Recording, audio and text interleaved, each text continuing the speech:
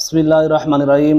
एक शरई मसला है कि आया ये जो गाड़ियों के शीशे पर कुरानी आयात या अस्माए वक़ुद्सा लिखे होते हैं तो उनका लिखना कैसा है। तो उसका जवाब ये है कि जितना हो सके शीशे वग़ैरह पर कुरानी आयात या इस तरह अस्माए वक़ुद्सा लिखने से परहेज़ किया जाए, बचा जाए।